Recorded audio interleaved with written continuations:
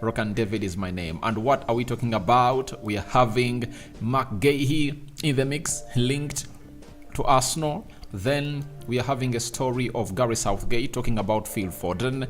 And we are having a story of William Saliba, Emmanuel Petit, a former Arsenal correspondent, coming in through to obviously putting in a very huge shift as far as this is really as far as all this is really concerned. So we're here to see to it that a lot really goes our way, and we want to really see to it that we give you the best of the best that you guys deserve onto this channel. Then lastly, we'll climax with Sergio Ramos, one of those players that is gonna hit obviously become another free agent into this summer transfer window. Hope you guys are really having fun wherever you are, and let's obviously set off like never before and bring you these stories to the fullest. It's Thursday, 20th of June 2024, and the world is really silent in the night, but I know it really gets rowdy when it comes to morning. But we thank God for the gift of life. The Muslims, Barakallahu fikum, and may the living to God bless you abundantly. We are here to obviously discuss lots of things concerning Marc Guehi and very many others. Now, Arsenal has been linked to Marc Guehi, and now we have a story coming in from Court Offside. You know, the reason as to why I really rate Court Offside hugely is Court Offside has very many credible journalists that really work with them. Fabrizio Romano, Di Marzio, Jacobs Ben, you understand? All those are really credible journalists that work with this side of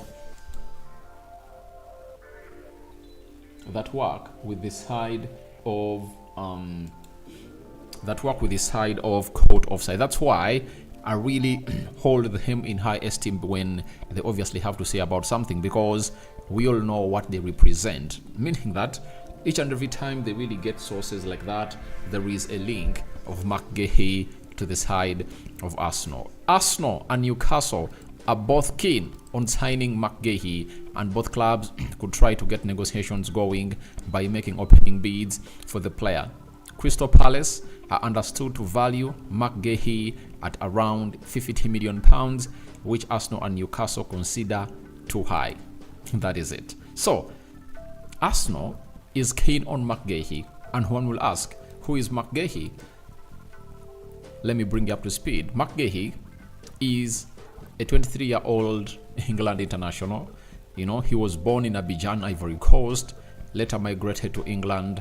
He plays as a left-sided centre-back for the side of Crystal Palace, and he's 1.8 meters tall, press-resistant player, and I tell you what, he's that kind of player that came through the youth system of Chelsea before spending 2 seasons on loan at Swansea City, and then they sold him to the club of Arsenal. He can play as a left-sided centre-back. He can also be played as a left-back into the mix. When you look at his seasons at Crystal Palace, especially this one, last season, he played 37 games out of the 38, scored 1 goal and 0 assists. And the season of 2021-2022, when he came in through and really joined the side of Crystal Palace, 36 games, 2 goals and 1 assist. And this season, he has only gone ahead to play 25 games, 0 goals and 1 assist. We all know to it that the problem has been injuries. That is it. The problem has been injuries for Marc Guehi. But it only came in through last season. But the previous season, Marc Guehi has been very, very fine. And injuries have not gone ahead to come in through to distort his current stance at the side of Crystal Palace, and that won't be one of the reasons as to why Arsenal don't sign this player. Now, when you look at his contract situation, I want to see when it really comes to an end. His contract is expiring in 2026, meaning that he's left with 2 years on his contract, and if he doesn't renew his contract at Crystal Palace and plays the season of 2024-2025, he'll be left with just 1 year on his contract, and that will really act a lot or influence a lot when it comes to his price at the club of Crystal Palace. So what Crystal Palace are doing is they want to offload this player now because they don't want to say to it that they keep him here for a very long period of time and maybe sell him on a cheap or lose him on a free. You saw what happened to Tosin. You saw what happened to to Fulham with Tosin. Tosin was one of those players that were really, really highly held, and he really put up a very fantastic season, but he's heading not to West Ham and was not willing to extend his contract at the side of West Ham. So, by so doing, they went ahead to obviously lose the player to Chelsea on a free. That is Tosin. So, Marc Guehi is a player that is really exciting, and this story dropped hours after he went ahead to play into that English team when he was playing against the side of England was playing which side? England was playing Serbia. That game ended 1-0. England kept a very good clean sheet, and he was being played alongside John Stones on the left-sided centre-back of the English back four. That is Marc Guehi for you. So, age is on the side of Marc Guehi, and that ticks the first box that could see this deal really accelerate to where Arsenal wants it to be. You understand? Secondly, after that, he is really an English player. That is a very huge box. When you look at the number of players that are expected to leave the side of Arsenal this season, most of them are really going to be English players.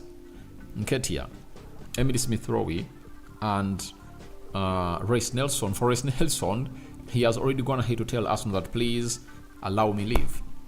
Allow me leave, meaning that he's that kind of player that has gone ahead to show huge interest in leaving the side of Arsenal. So, if they lose 3 English players, that means they will need to get in English players, and I think this is what has gone ahead to obviously trigger Arsenal to obviously go in for Marc Guehi. But Marc Guehi will have to ask himself, he has been starting at Crystal Palace, will he be starting at the side of Arsenal? Because Arsenal has Jakub Kiwior, another left-sided centre-back who is not getting into the team more often. You understand? And he has mostly been played as a left-back. And the big question is Arsenal considering to make that guy a left-back? Because there are rumours that the side of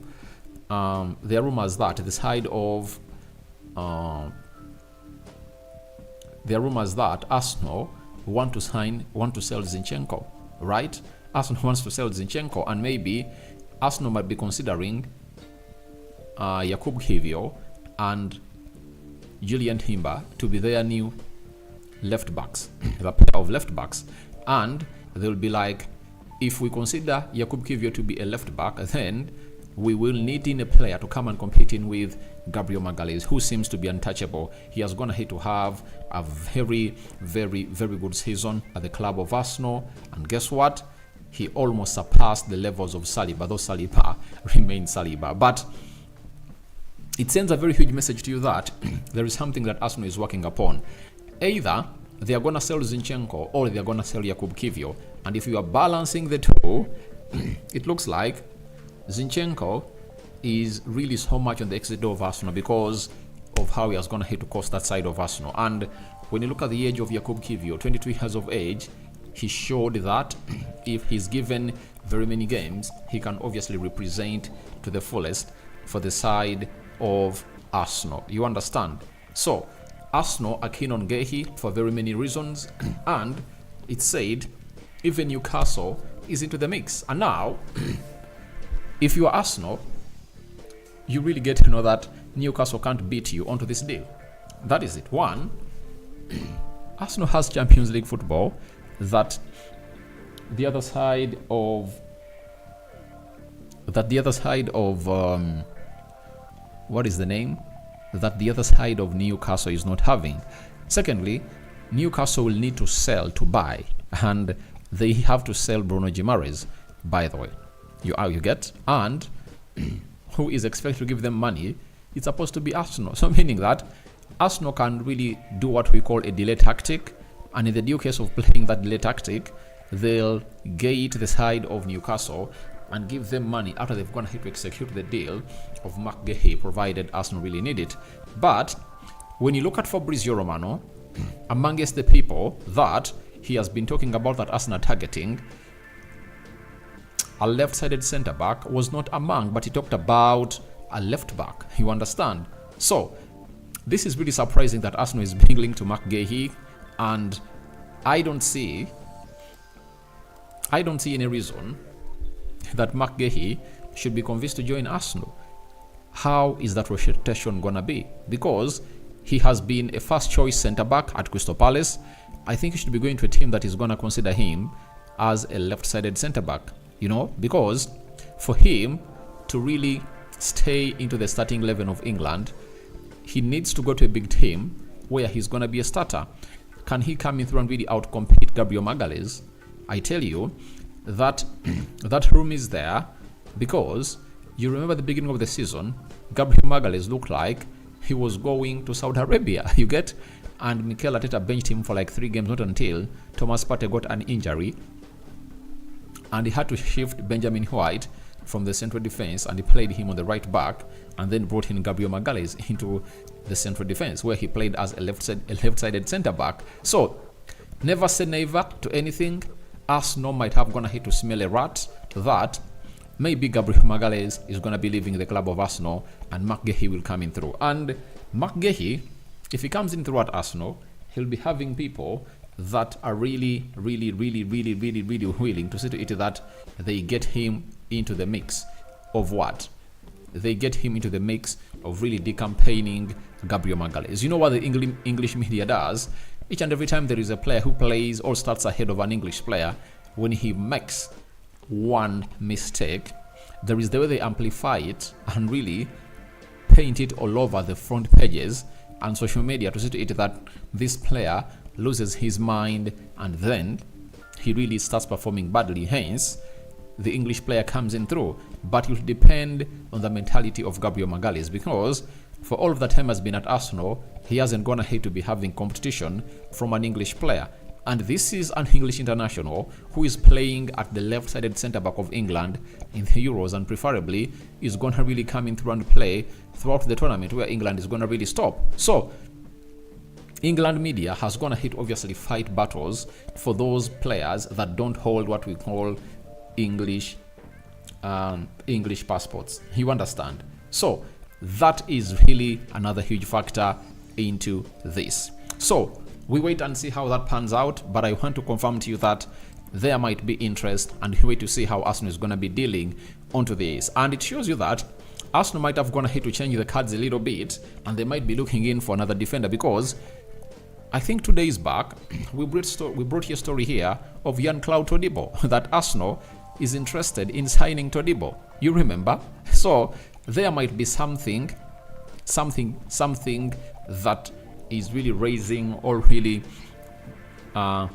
what we call concern about Arsenal being linked to the side of about defenders being linked to the club of Arsenal. At the beginning of the summer transfer window, no one was linking Arsenal to such deals. But right now, Arsenal has gone ahead to find themselves linked to such a deal, and it shows you that a lot is happening and a lot is really moving the right way in there. So we wait and see about Marc Guehi, but don't forget that even the team I support, known as Manchester United, are showing huge interest, huge intent to sign Marc Guehi. And that has gone ahead to arise after Manchester United have gone ahead to want to set competition for the side of one.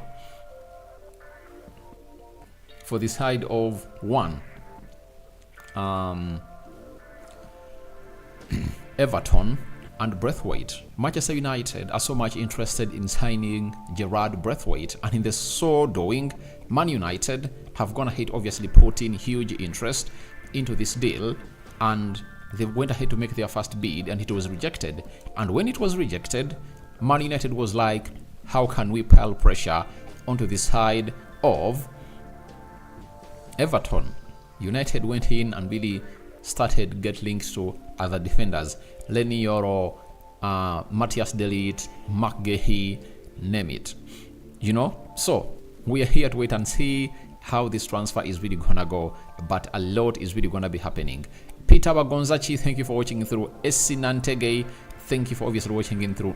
Now, Daniel Okuja posed a question and said, Rokani, thanks for the show, bro. Why don't Arsenal go for Goncalo Inacio rather than going for Marc Guehi? And you first compare for me those two players. I think Goncalo Inacio is a better fit. And him being a better fit than any of the left-sided centre-backs that Arsenal is looking at, like Marc Guehi, there are things that come into play. Marc Guehi is an English player, meaning that he's gonna be counted as a homegrown player. You get? Arsenal are really having limited homegrown players, and if at all they lose 3 players, I've told you at the beginning of the video, they will really be less. But I tell you, Inacio Goncalo is a better left-sided centre-back than Marc Guehi. And Marc Guehi finds hardship playing onto the left back, but Goncalo Inacio can come in through and play as a left back with a lot of flair. He can also draw deep into the midfield. All those inversions that are being made by Zinchenko that you guys admire a lot can really show up to the fullest onto this level. So I would like to confirm to you that Goncalo Inacio is a better central defender than Marc Guehi, but I think Arsenal are really looking at getting in a Premier League proven player and an English born and bred player that will be integrated into the team of Arsenal as a homegrown player. Because when you look at his Arsenal, and the players they're gonna hit to sign, it shows you that most of the players that have gonna hit the ground running at Arsenal have been Premier League players. Benjamin White, Gabriel Jesus, Zinchenko, Declan Rice, Kai Havertz. Out of the players that Mikel is going to hit to sign, most of the players that have going to hit obviously not flop at Arsenal have been English best. Tomiyasu, outside the Premier League, he came in through and hit the ground running. Saliba from French League One came in through and hit the ground running. Who else came outside the Premier League? Odegaard, 3. But when you look at these names I'm going to mention, they've struggled at Arsenal. Marquinhos, Lokonga, Nuno Tavares, Fabio Vieira, you understand? And I think even Julian Timber has come in through and obviously hit the ground running. Apart from the injuries, he really showed that he's gonna be a good player at the club of Arsenal and is having what we call huge intent to become one of those best players that the world is yet to experience in at the club of Arsenal. So Arsenal might be really very spot on when they're really getting in a player like this, and they are really doing that. That's why when they were spending £105 million on Declan Rice, they never even looked back. You remember? They never looked back. But when it came in for a player known as Bruno Guimaraes, who we all believe that he's a better player than Declan Rice, Arsenal are not willing to buy him £5 million less than the money they paid for Declan Rice. So when an English player is there and is available and is up for grabs, I really understand that English teams really run mad. They are like, if we miss out on him, it's over. That's what they do. So I really understand the situation in which Arsenal are, and I think they want to see to it that all goes on well as to plan. But it is really a deal that is still yet not confirmed by credible journalists. But as I've told you that, it coming in from Court Offside, I would really want to let you know that Court Offside has credible journalists that really work with them.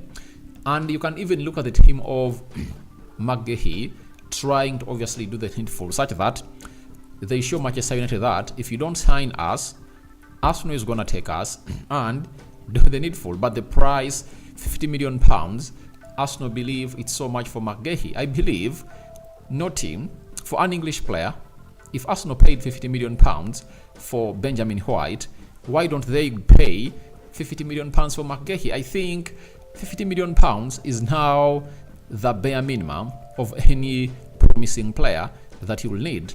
He ticks all the boxes for the age. He's a press-resistant player. He's fast.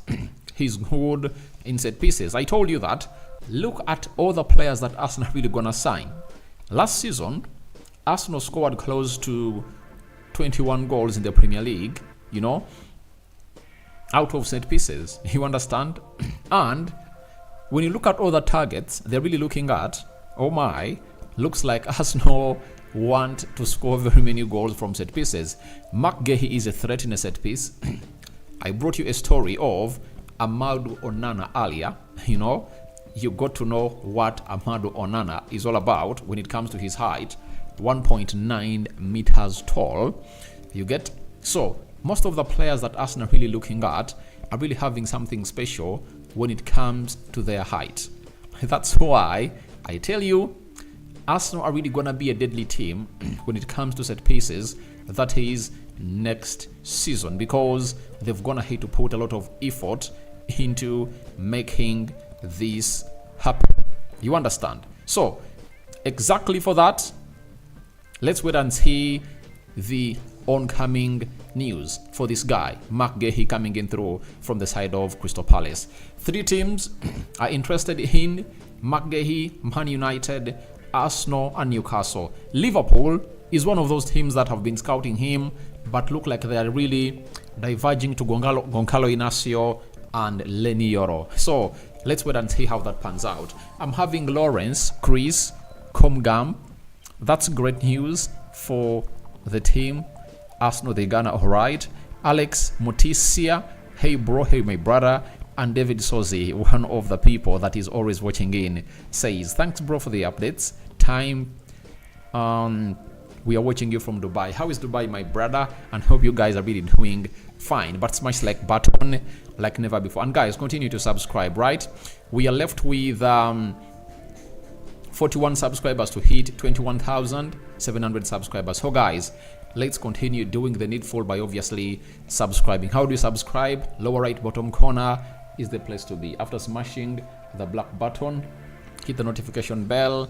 That will enable you get notified every time I upload a video onto this beautiful channel of ours. Now, let's go to the England national team and really see what the manager has to say about some of his players that really featured into the game of Serbia. They really had a very huge hardship, and it was a game of 2 halves.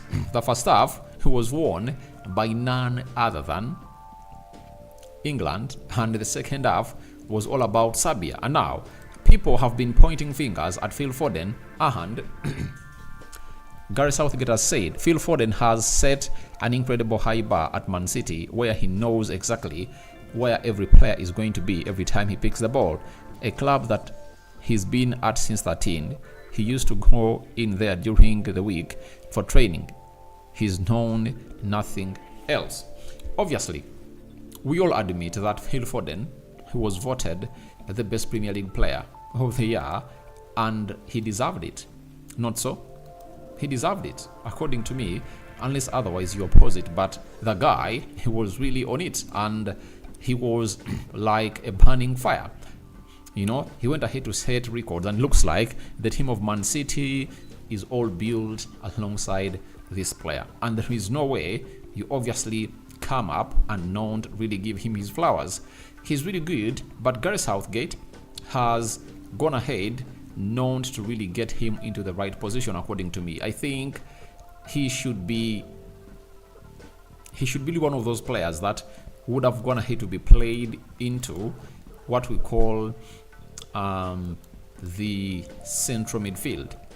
That is it, because when you look at the style of play of England, it's not the way England plays.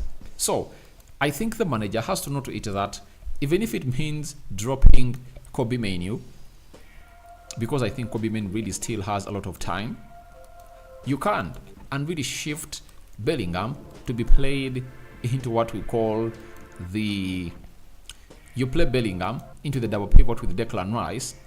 After that, you really get in Phil Foden ahead of them, and Bukayo Saka onto the right, and Anthony Gordon onto the left. And I 100% disagree with his decision to play. 100% disagree with his decision to play Trent Alexander-Arnold into the midfield alongside Declan Rice. That is it. I think it's better he got Phil Foden off the left and played him as a central attacking midfielder. They will get the best out of him because I know the chemistry will be there, and he is really one of those players that you cannot drop. So if a player reaches a level and you cannot drop him, what you do is simple. You obviously play him in his favorite position because they need the brilliance of Phil Foden. They need the brilliance of Phil Foden, and one of the reasons as to why he might find himself sacked from the English national team might be Phil Foden. If you can't get the best out of Phil Foden, then you are really costing the side of England, because we know how brilliant this guy is. And I know there are managers who are really managing certain teams and they're like, if I had a Phil Foden. I think the manager of Spain would love to have a Phil Foden. The manager of France would love to have a Phil Foden. The manager of Belgium would love to have one, And it's high time he really admitted that the team of England should be built around Phil Foden, Bukayo Saka, and Anthony Gordon. That's the future. Harry Kane is in the past, 30 plus years of age. You cannot build your team onto him. It's better they go to those three players because they are almost in the same age bracket. They are between 21 and 23 years of age. That is Saka, Phil Foden, Anthony Gordon, Kobe Mainoo, Declan Rice, Jude Bellingham. That should be the spine of the English national team. I tell you, that should be the spine of the English national team. And those players should be played together as long as England is really playing, and they can really offer you the best that you deserve in all this. So, I would love to let you know that Gareth Southgate needs to get these things right. If he fails to get them right, he's going to find himself in a position that everyone is going to come out and really diss him that he's a manager that is failing the golden generation of England to really win, because England has very many talented players. They are not shite of talent.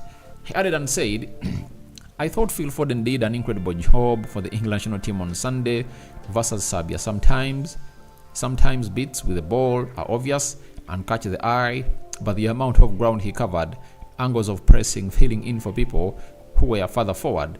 Without Phil's contribution without the ball, and I know that's not the sexy bit, and everybody wants to see him on the ball, I don't think we win. Later in the game, when we needed somebody to retain the ball and take pressure, he did that very well. Now, this is where you fault the manager of England. You cannot come out and really put out such a statement, and we really welcome it, because it shows how naive you are onto the player that you are having in your hands. You can't come out here and tell me that you want Phil Foden to be useful off the ball. Phil Foden is the most deadliest player on the pitch, him and Carl Palmer, when they're really having the ball. And then you go ahead, kill him off, don't get him on the ball more often. England had only one wide outlet operating, that of Bukayo Saka, and that's where they got their only goal, you understand? And this guy is coming out and praising a player who is really known for his talent and doing the needful, for not really doing what he has to do on the ball. So that is where I really fault this manager of England, and I'm like, does he really know what he's talking about? I think he's naive about the player he's talking about.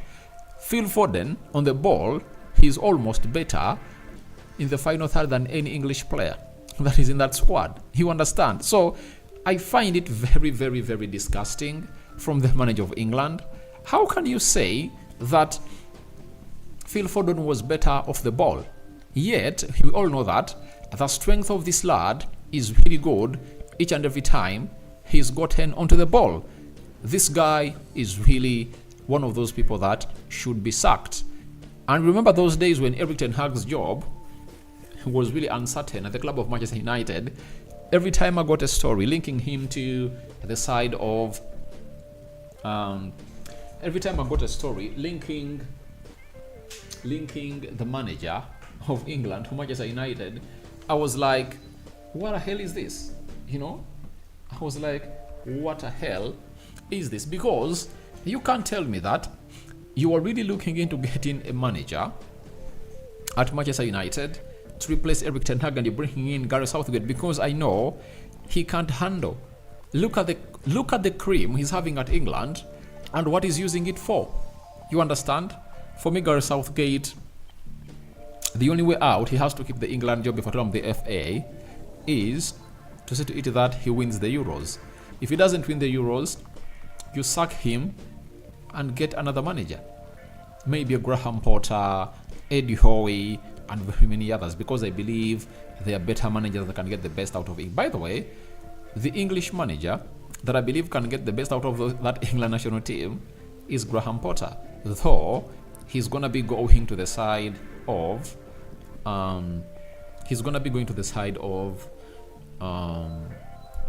what is it called? Leicester City. You know, Leicester City is in talks with him, and in time from now, he'll be seen playing or managing the side of Leicester City. But Gareth Southgate, he won't get England any happiness in there for you unless the players raise up to the occasion and their individual brilliancy comes into play to create moments of magic and win. Daniel Okoya, Rokani, most players can shine for their country, but when it reaches the club football, a player can fade, like you see Enzo Fernandez. I don't believe in you. I don't believe in what you're saying about Enzo Fernandez. Enzo Fernandez played his debut season at Chelsea, and for me, I believe he played very well. But the problem is, Chelsea was a struggling team. Chelsea was a struggling team, and I think he had very many things to handle. Settling into London because it was a new environment, settling into a team that is really sacking managers. You know, when he came in through, there was Graham Potter. Graham Potter got sacked. He ended the season with Frank Lampard. After Frank Lampard, he started the season with Pochettino.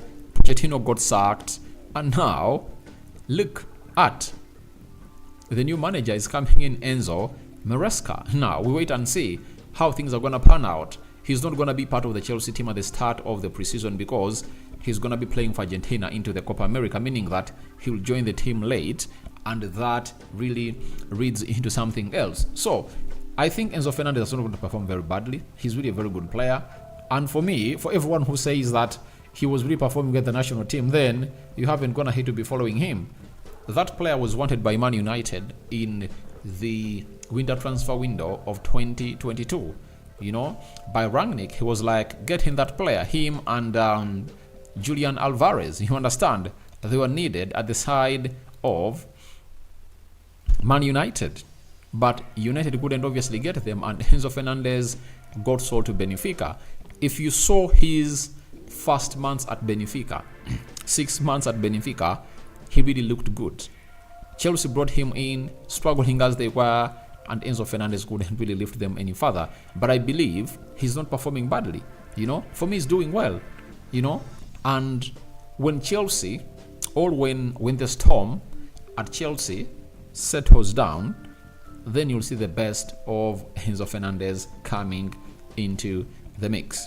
That is all about Enzo Fernandez, as brought in by my man known as Daniel Okuja.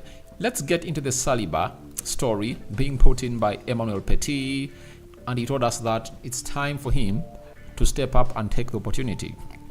I don't know if he will get minutes, but if he does, he has to grab it. He has to show the champs he was wrong with what he said about him, saying he's a good player, but he makes some mistakes, not being happy with some elements of his game. We all didn't understand what he said because Saliba is probably one of the best central defenders in Europe. I've been saying this, that when I had the manager of France say that William Saliba makes errors, and there are some elements of his game that he really hates. I was like, is he talking about Upamecano? Because Upamecano is that guy that makes those mistakes. Am I lying, my mates? Upamecano is the guy that comes in through to make those mistakes. But this guy, he's really a guy that comes in through and doesn't make those mistakes. He is not prone to mistakes that he's William Saliba, and he saw to it that he kept a clean sheet when he was really playing in for the side of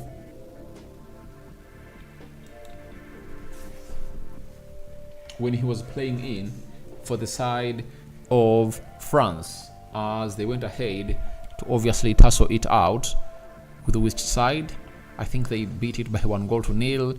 In that group there is France, Netherlands, Poland, and some other side. So I think he was referring to Upamecano, and that's why even Emmanuel Petit, a former Arsenal player, he's like, what was Deschamps' meaning?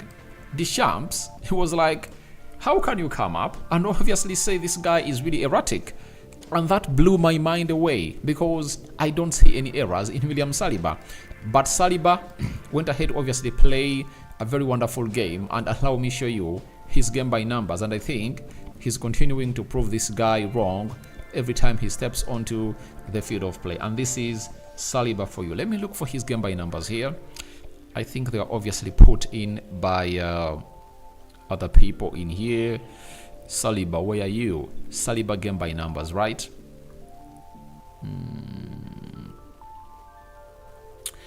Saliba. All right. Austria was playing with France, and these were William Saliba's game by numbers. You know, his first start in a big tournament, right? Saliba had 100% duels won, 100% successful dribbles, right? 94% passing accuracy, 6 clearances, 0 goals conceded, and the guy was rock solid. You understand? So if you are talking about this player who averages these stats in his first big game, meaning that this manager who was just hitting the player, and Saliba came up and really proved him wrong, that I can really take this game to the next level. And that's what William Saliba has gone ahead to do, and the manager will obviously have to eat his words into the mix. So I'm like, he went ahead to prove him wrong, and that is something great for any player like William Saliba, for a manager who really said that if you come up and really put in such a huge performance, he'll have to eat his words, and after eating his words, he'll obviously get you onto what we call the team. And that's what went ahead to happen into the mix. And I just love the player in Saliba. You know, loving a player that plays for an opposite team is not a problem. You understand? Because we are all human. We are attracted to certain players. And Saliba is one of those that I really believe deserves all what it takes to see to it that he does it his way. So it's very exciting that this guy is really being recommended by French superstars. Remember, Petit was part of the World Cup winning team of France in 1998, and his performances have gone ahead to show off hugely, and he never disappoints anytime he's being brought onto the field of play. That's the beauty of this guy. I'm trying to look for Marc Guehi's game by numbers and see how he went ahead to feature up when he's playing for England. Hope I land onto any in here for you. Statement Dave brought in his game by numbers for the first half, and you can compare and contrast how the back four of Arsenal will be looking if at all Marc Guehi kicks in. Now, 100% passing accuracy, 100 duels won, 32 passes completed, 1 clearance, 1 block. Flawless start by Marc Guehi. When you look at those two center backs, maybe these stats are like if we combine these ones, they might obviously offer one of the best central defense partnerships. However much I'm really excited with that of Magalhaes and Saliba. You never know, that of Marc, Guehi and Saliba might look better. Then Daniel Okuja Aradi, about England. Southgate is playing experience, but not from the like Palmer, Maino and Gordon. They don't experience, but they were in fine form, right, for their club. Now,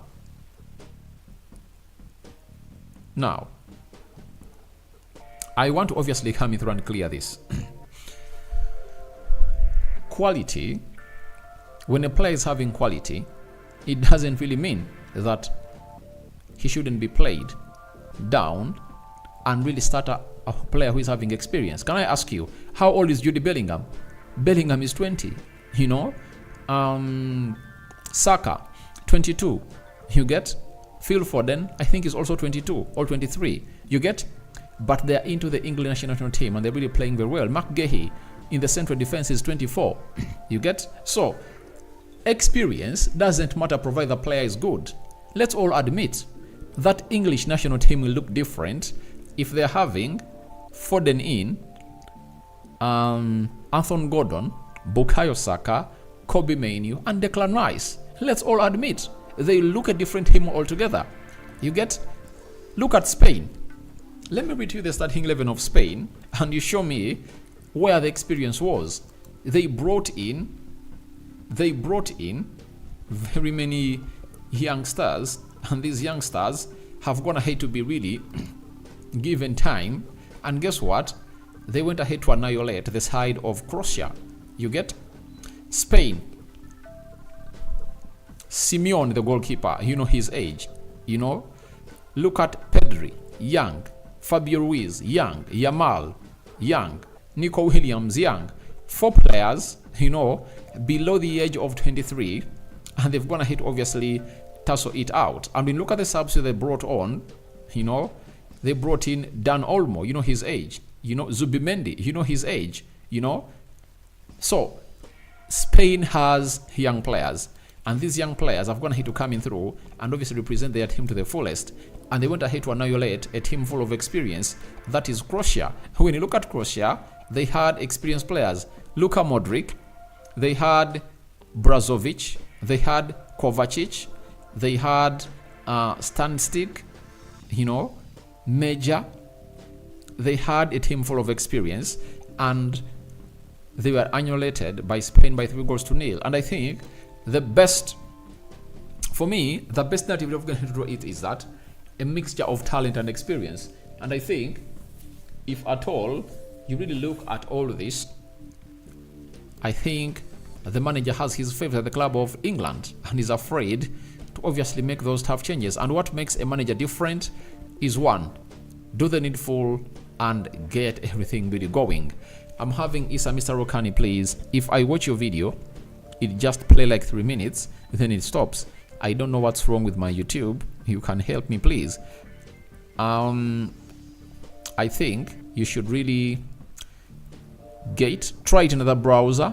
All else, get that app of YouTube out and reinstall it. That is it. But my videos can be watched until they really come to an end. So please continue to obviously try out YouTube in another browser. Then if it plays and it really skips the 3 minutes, then you will know that the app is really having a problem. That is it. Thank you for obviously throwing in your concern.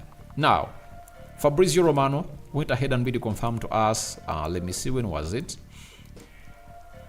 On the 17th of June, that Sergio Ramos leaves Sevilla after 1 season. Decision made, he's available as a free agent. Now, for Sergio Ramos, I think it was time for him to leave. It was really time for him to leave, and I think he should admit that it's over for him and teams that really coming through to play in elite levels of football. He should just admit that is it. He should admit that it's over. It's over. That's what he should admit, because if he doesn't admit, age is not on his side. Let's all admit, age is not onto his side. And I tell you, not until he admits that age is not on his side, then he won't really get better and better at what he does. So that is the guy known as Sergio Ramos, and I think he should obviously be looking to go to Saudi Arabia to cash in some money. And I know that Cristiano Ronaldo will be over his neck that, please, can you come to my team known as Al Nassr, and we obviously do some good stuff in there. All else, we can really try out some other businesses in the US. Maybe Messi will switch talk him and tell him, please, can you come and play in here? So I think his time is over playing into all for teams like Sevilla, you know. But he might be feeling that his body is really capable, and that is it. And let me see his injury record, because if he was playing for Sevilla and he went ahead not to get injured, then he might be very attractive to other teams. You understand? He might be very attractive to other teams, you know? And in the season of 2023-2024, surprisingly, he only had one problem. That was a thigh injury. It kept him out for 10 days and missed out on 3 games. That is Sergio Ramos. God. Oh my God. He still has something left in him. Out of the 38 games, he played 28 and 3 goals and 0 assists. You know, Sevilla was in the Champions League because he went ahead to win the UEFA Europa League, and he played 5 games, 2 goals and 1 assist. That is the side of Sergio Ramos for you, and he played 33 games. By the way, if a player can average 33 games for a team at the age of 38, I think a team can be tempted to obviously get him in and tell him, please, or come in and see what you can do into the mix, because he's really readily available and he's really an efficient player. But we have to ask ourselves, how efficient was he and which other teams can really sign him? Maybe Girona will need his Champions League experience, you understand. Maybe a Premier League like Aston Villa might farm a little bit to sign Sergio Ramos, but we'll ask, what is his salary gonna be like? That is the most important bit of it all. His salary is really very important, especially for the side of Sergio Ramos. So guys, thank you very much for watching through. Rokani David is my name.